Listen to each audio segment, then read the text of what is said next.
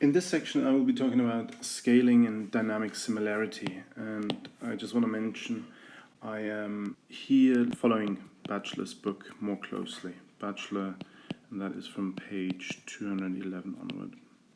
So a couple of lectures ago we derived the Navier-Stokes equation, and let me just write it out here briefly. And we will, in this section, ignore the effect of gravity or an external field. And you can really do that for a number of fluid mechanics classic problems and questions.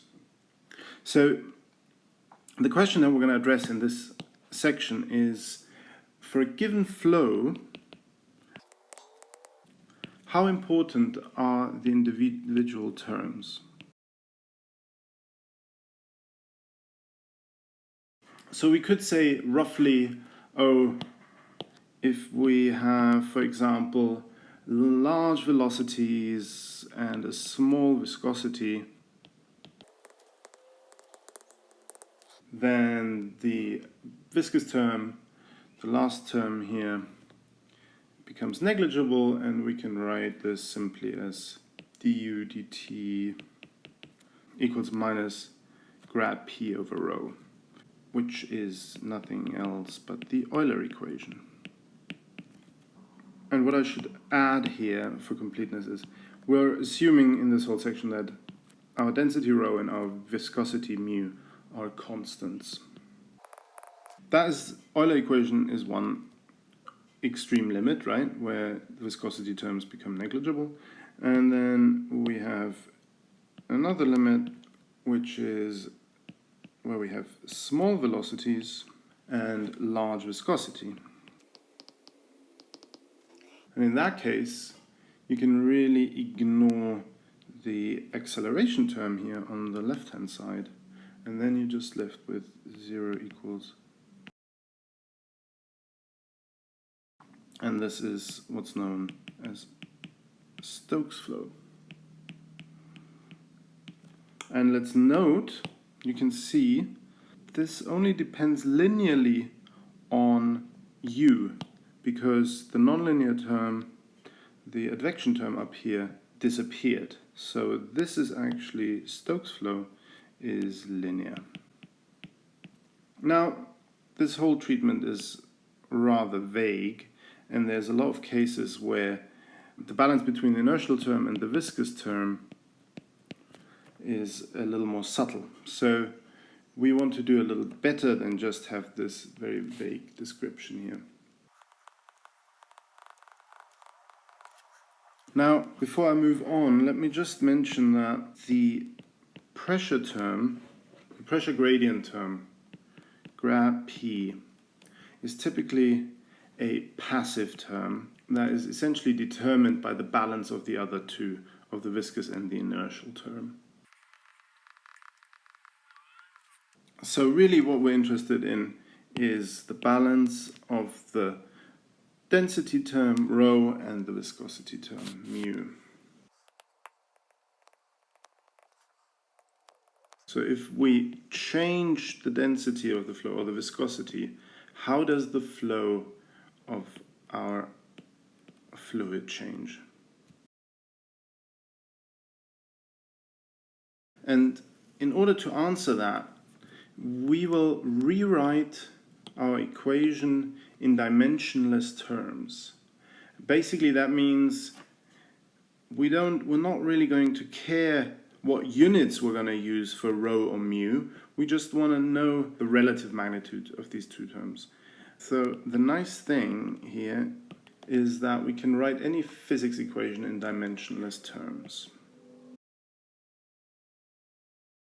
So, for example, we don't care in that case whether my pressure is given in pounds per square inch or in Pascal or whatever insane unit you want to think of. Yeah, so we don't care about the units, we just care about the relative magnitudes. So we will define the following non-dimensional variables. Ui dash and I'm using index notation here for now, is ui divided by a velocity scale u. xi dash is divided by xi divided by some length L. So then the unit of ui is just 1, and the units of ui dash and xi dash is 1. And then a little more complicated, to get a dimensionless time, we divide t by L over u. And then you will see the unit of t dash, namely, is seconds, t, divided by meters, L, divided by meters per second, which is also 1. Now, let me just copy the equation over here. What you find is in the equation itself, there are no length or velocity parameters here. So there's no typical length or typical velocity already given in the Navier-Stokes equation. If we had that, we could use those inbuilt velocity or length parameters to define our L or our U.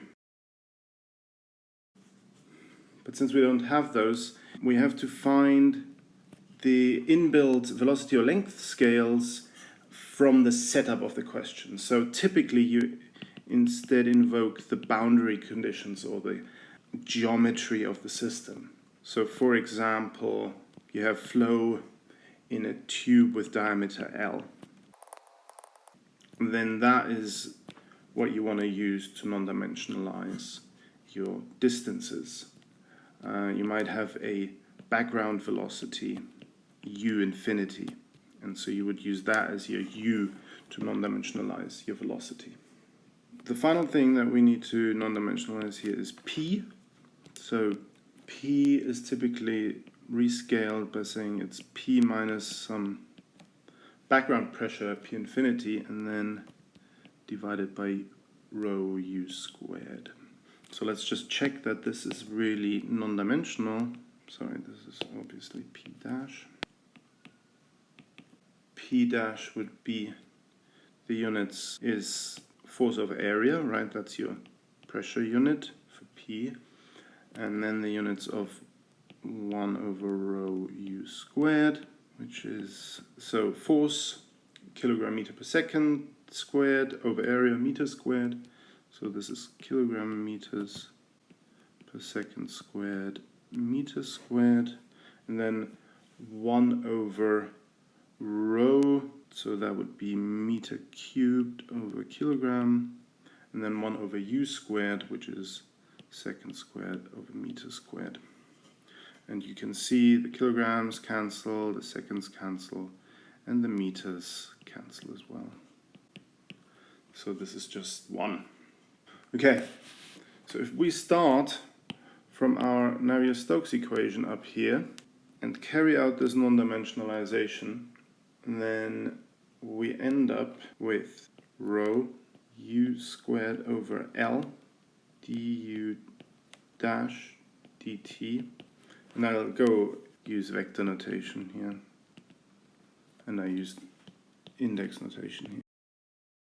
Du dash dt dash plus u squared L u dash grad dash u dash is minus rho u squared over L grad dash p dash plus mu u over L squared grad dash squared u. And so you see there is a rho u squared over L term for all three of these terms and something quite similar here. So let's divide the whole equation by rho u squared over L. And then you will get, on the left hand side, I can combine these again, and it's the material derivative, so it's just du dt dash equals minus grad dash p dash plus mu over rho L u. del square dash u dash. And now we define this parameter here, which is a non-dimensional parameter, right? All terms are now non-dimensional. This parameter here is 1 over the Reynolds number, 1 over Re. Re is the Reynolds number, and it is defined to be rho L u over mu. And so we write our equation, our Navier-Stokes equation, non-dimensionless, is du dt equals minus grad p plus 1 over Re del squared u dash. And now, what does the Reynolds number represent, really? So if we look back to our dimensional form of this equation, and we say that the balance really is between the inertial and the viscous term, and the pressure term is passive, and we write the ratio of these two terms dimensionally, it would be rho du dt divided by mu grad squared u. So this is my inertial term. Then that is the same as Re du dash dt dash divided by grad squared dash u, since this is how the Reynolds number drops out when we non-dimensionalize.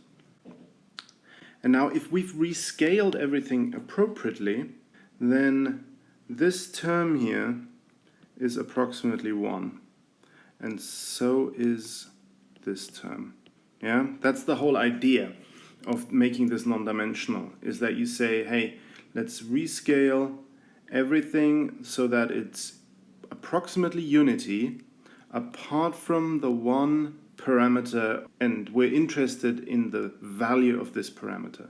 So we're interested in flows that have high Reynolds numbers or low Reynolds numbers. For a given Reynolds number, everything else is roughly the same. And so if these two terms here, up here, are roughly unity, then also is this.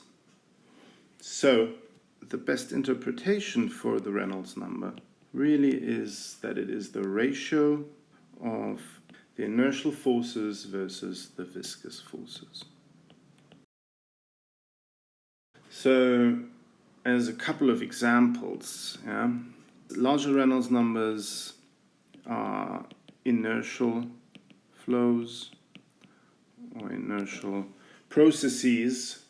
So that would be, for example, a person swimming has Reynolds number roughly 10 to the 6. A pitch in baseball has Reynolds number 10 to the 5. A blue whale swimming has a really large Reynolds number, 10 to the 8. And since the Reynolds number is rho L u over mu, you can see, because the blue whale has a large L and they go fairly fast. A small fish on the other side has a Reynolds number of 10 to the 1. So that's kind of intermediate. And then flows with low Reynolds numbers, small Reynolds numbers, are things like lava, paint, or bacteria in mucus. They all have Reynolds number of roughly 10 to the minus 1.